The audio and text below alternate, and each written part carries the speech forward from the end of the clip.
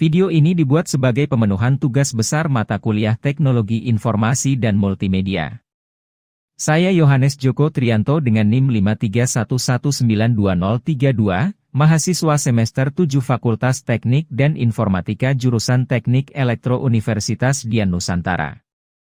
Pada video ini kita akan bersama-sama mendemonstrasikan penggunaan aplikasi AI atau Artificial Intelligence. Sebelum kita melakukan demo, mari kita bahas sedikit mengenai Artificial Intelligence. Apa sih Artificial Intelligence itu? Kita bisa menyebutnya sebagai kecerdasan buatan. Dengan kata lain, sebuah sistem dirancang untuk dapat mengerjakan pekerjaan-pekerjaan yang membutuhkan kecerdasan seperti yang dilakukan oleh manusia. Selain itu, ada beberapa istilah yang menggambarkan perkembangan Artificial Intelligence dimulai dari System Thinking Humanity atau berpikir seperti manusia, System Acting Humanity atau bertindak seperti manusia, System Thinking Rationally atau berpikir secara rasional sampai pada saat ini adalah System Acting Rationally atau bertindak secara rasional.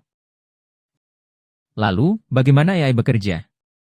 AI bekerja dengan menggunakan 4 teknik dasar. Teknik yang pertama adalah searching. Dengan teknik ini, maka sistem atau mesin akan menemukan langkah-langkah sistematis untuk mencapai suatu tujuan. Yang kedua adalah reasoning. Teknik ini digunakan oleh sistem untuk menarik kesimpulan berdasarkan fakta-fakta yang terjadi. Yang ketiga adalah planning. Teknik ini digunakan oleh sistem untuk mendekomposisi masalah kompleks ke dalam operasi sederhana. Yang terakhir adalah learning. Teknik ini digunakan oleh sistem untuk mengajarkan pola kepada komputer untuk memperoleh pengetahuan.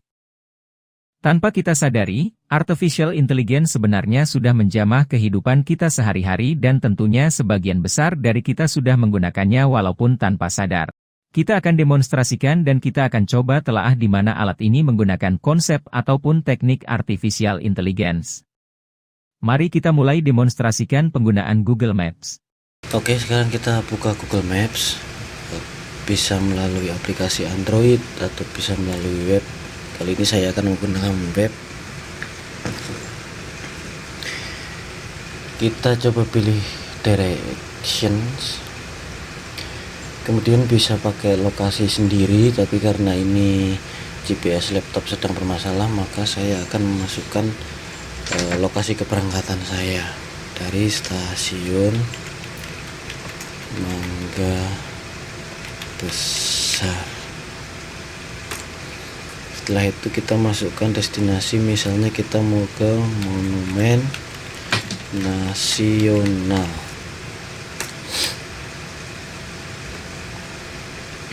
Nah, setelah itu kita bisa pilih option, bisa menghindari highway, tolls, ferries dan segala macamnya. Ini banyak pilihan.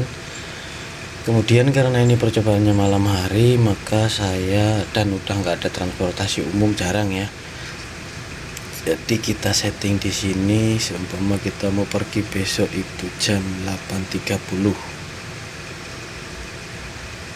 Nah,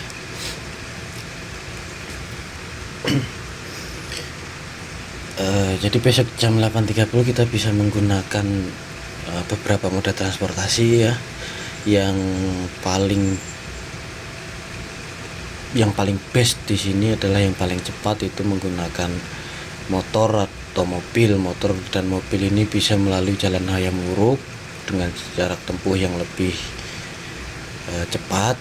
Kemudian ada pilihan lagi melalui jalan Karanganyar, ini sedikit muter jadi agak lama.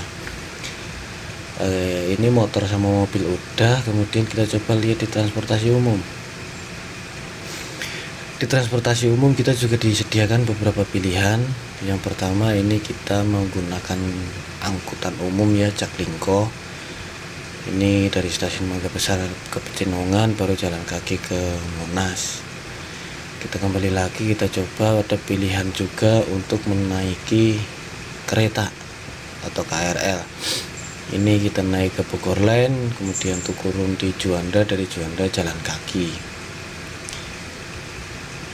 Nah, bisa juga dengan jalan kaki. Nah, kalau jalan kaki ini ada 3 pilihan. Kita bisa lewat jalan Taman Sari.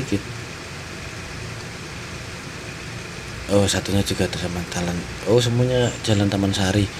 tapi ada beberapa pilihannya, ada yang lewat Pecenongan, ada yang lewat Taman Sari Raya, ada yang lewat Insinyur Haji Juanda.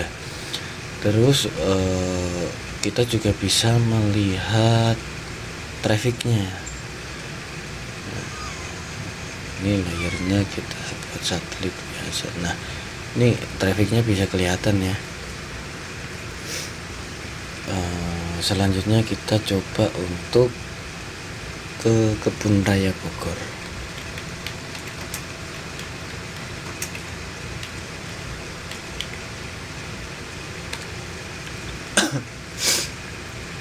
Ke Kebun Raya Bogor.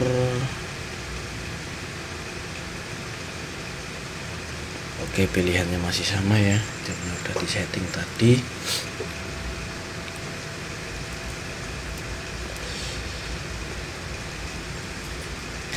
Nah, ini pilihan yang terbaik juga menggunakan mobil atau motor. Kenapa? Karena mobil lewat tol jadi cepet ya, lebih cepet. Asumsinya kan 57 menit sampai 1,5 jam ya. Kalau pakai mobil. Kemudian ini sebenarnya cuma beda di sini. Kemudian menggunakan motor juga lebih cepat. Kita lihat menggunakan transportasi umum kita bisa menggunakan Bogor Line dari stasiun Mangga Besar langsung ke stasiun Bogor. Nah, dari stasiun Bogor bisa naik angkutan umum, kalau enggak juga bisa jalan kaki. Ini juga masih sama. Nah, kalau ini yang agak ribet, disediakan juga pilihan-pilihannya.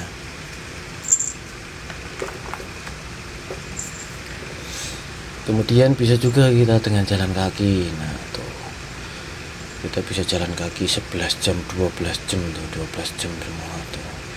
Ada pilihan jalannya, ini lewat Jalan Raya Bojonggede, kemudian bisa lewat Jalan RS Fatmawati Raya, kemudian juga bisa melalui